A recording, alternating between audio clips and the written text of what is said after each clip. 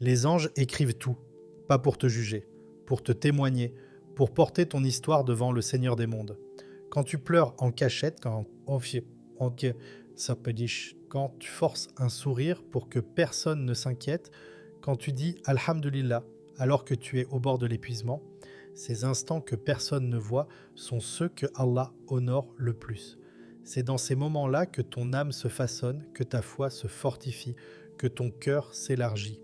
Tu crois te briser, mais en réalité, tu es en train de devenir quelqu'un que tu ne reconnaîtras plus dans quelques mois. Plus sage, plus lumineux, plus solide. Chaque larme que tu verses n'est pas une chute, c'est une prière liquide, un message envoyé vers le ciel, un signe que ton cœur est encore vivant, encore sensible, encore attaché à Allah. Tu n'es pas faible, tu es en transformation, tu n'es pas en train de t'effondrer, tu es en train de renaître, tu n'es pas brisé, tu es poli, affiné, élevé. L'épreuve que tu vis n'est pas une fin, c'est un atelier, un lieu secret où Allah travaille ton âme dans ce silence pour te rendre capable de porter ce que tu vas devenir. Tu crois te perdre, alors qu'en réalité, Allah est en train de te construire. Le courage, on l'imagine souvent comme un cri puissant, un geste héroïque, une force visible. Mais dans la réalité du croyant, le courage a un visage beaucoup plus discret, beaucoup plus intime. Il ressemble à un cœur qui refuse d'abandonner, même quand il tremble. Il ressemble à quelqu'un qui avance d'1 millimètre alors que tout en lui voudrait s'arrêter. Il ressemble à une personne qui dit Ya Allah. Non pas parce qu'elle se sent forte, mais parce qu'elle sait que Allah est plus puissant que sa faiblesse.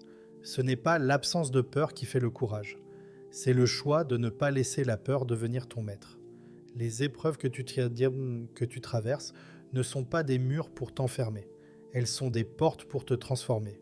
Elles grattent, elles secouent, elles déracinent, mais uniquement pour te redresser d'une manière que tu n'aurais jamais imaginée.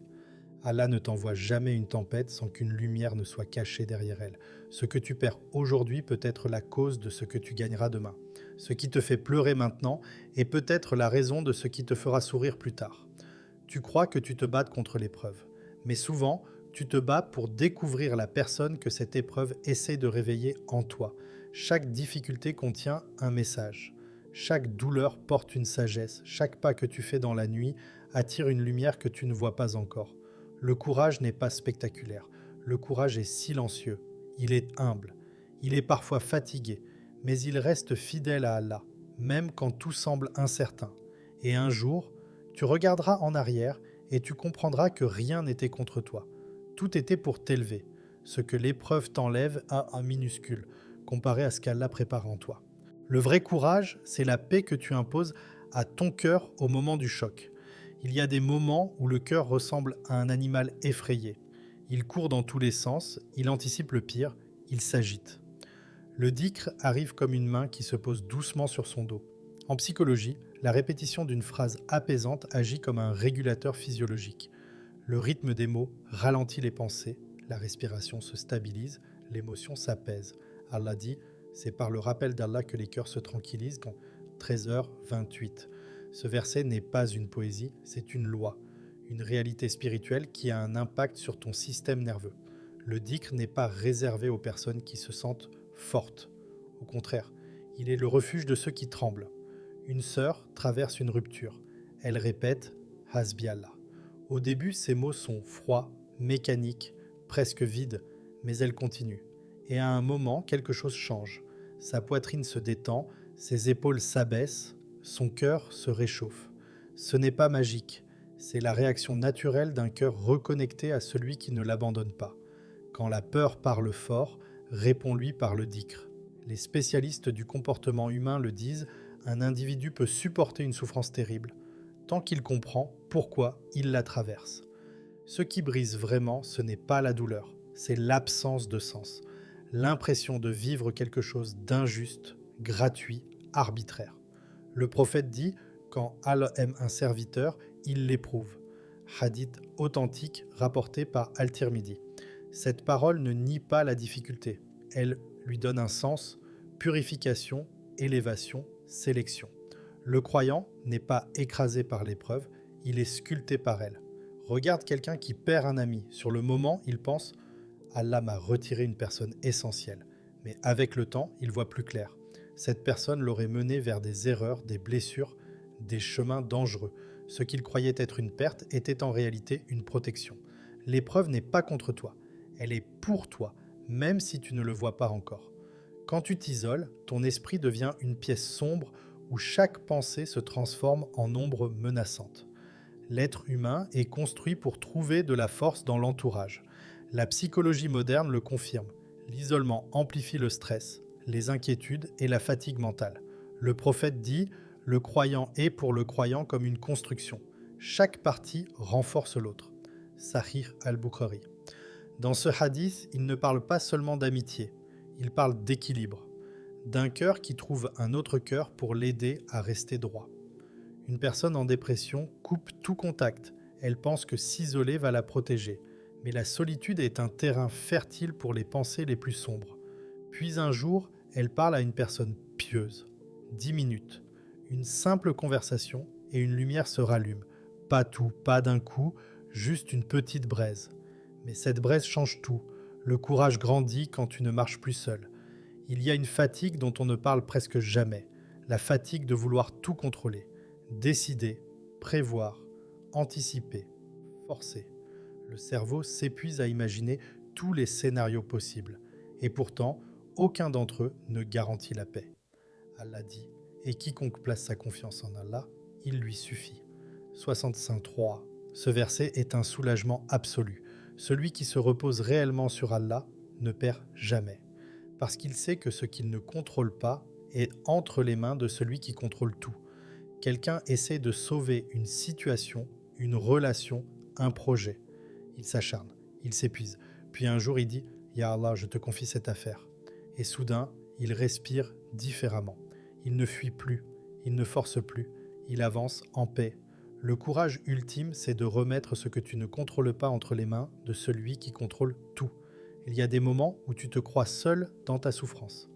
Seul avec tes pensées trop lourdes, seul avec tes questions sans réponse, seul avec ton cœur qui tremble. Mais ce que tu ne vois pas, c'est que chaque battement de ton cœur est observé par celui qui l'a créé. Chaque respiration difficile, chaque larme silencieuse, chaque fois où tu te réveilles au milieu de la nuit sans savoir comment continuer, rien de tout cela ne passe inaperçu auprès d'Allah. Quand ta foi est secouée, quand tu doutes, quand tu trembles, quand tout s'effondre autour de toi, souviens-toi, ce n'est pas la fin, c'est l'endroit exact où Allah façonne ton courage. Aujourd'hui, on va explorer comment rester courageux lorsque ta foi est mise à l'épreuve. Non pas avec des phrases motivantes, mais avec la lumière du Coran, la sagesse du prophète et la psychologie du cœur humain. L'épreuve, quand elle arrive, a toujours ce même effet. Elle surprend, elle secoue, elle te fait croire que quelque chose dans ta vie a mal tourné. Beaucoup de gens perdent courage simplement parce qu'ils s'imaginent qu'ils devraient vivre une vie sans turbulence, comme si la foi était censée les exempter de toute douleur. Et c'est là que la psychologie nous éclaire. Lorsque l'esprit interprète une difficulté comme une anomalie, il déclenche la peur. Mais si cette même difficulté est interprétée comme un passage normal du chemin, le cœur respire différemment. C'est exactement ce que le verset d'Allah nous rappelle. Pensez-vous entrer au paradis sans être éprouvé ? 2.214. Ce n'est pas une menace, c'est une vérité douce, une vérité qui te repositionne. Allah te dit, tu traverses ce que d'autres avant toi ont traversé. Tu n'es pas abandonné, tu es accompagné par l'histoire des croyants. Imagine quelqu'un qui perd son emploi. Il se dit, tout s'effondre. Il se compare, se dévalorise, panique. Mais dès que son cœur comprend que cette étape n'est pas une erreur, mais une écriture d'Allah, son souffle change. Il ne voit plus un mur, mais un virage. Il ne voit plus la perte comme une humiliation, mais comme une transition.